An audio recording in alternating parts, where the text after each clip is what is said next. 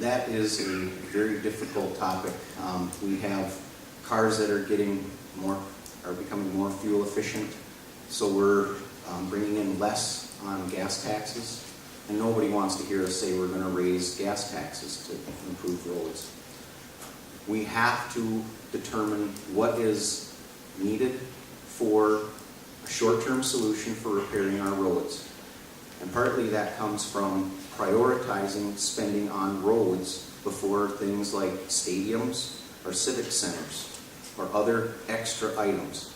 If we fund our roads first, then at the end of session, when these extra items come up, we can say, can we afford that or not? And I believe right now the people would say, no, we shouldn't be spending money on these extra things. We want our roads fixed. We do not want a Senate office building at the cost that it's coming at. The number of roads that we could have repaired with that money, that's what the people would have asked for.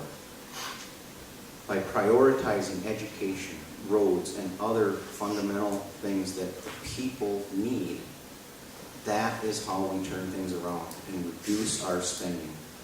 That is the most important issue that I see right now, is reducing wasteful spending and using our money wisely in the places that will serve the people the best.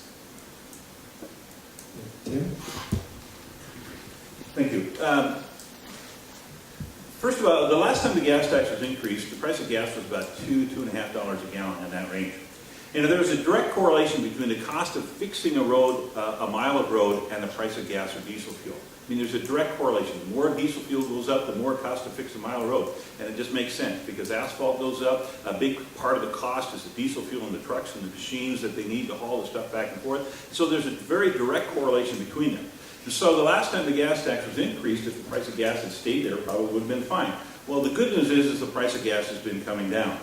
And so I'm hoping, and it's a hope, that the price of gas continues to come down, so that the cost of maintaining and fixing a mile of road will also come down, so that we don't need to increase the gas tax. I have to admit, though, I have heard more people complain this year about the roads than I have all other campaigns put together. So it's an issue. People are concerned about it. You shouldn't have to hold your breath. You know, I hope I make it over this bridge when you're driving across a bridge in Minnesota. We expect them to be safe and to be done well, and we shouldn't have to worry about that. And so constitutionally, every penny that is raised from the gas tax goes to fixing roads. None of it goes to the high-speed rail or any of that, except for a small part that goes to snowmobile trails. And what they did is they did a study and found out that it was 1 or 2% of all the gas sold in the state goes to snowmobiles and four-wheelers, and so they dedicated that part of the gas tax. And so the local snowmobile clubs apply for grants so that they can maintain their roads and trails. So basically, you know, to talk about how we need to do this instead of funding rail and that kind of stuff, you're comparing apples and oranges, because every penny of gas tax, except for that little bit for the trails, goes to road repairs.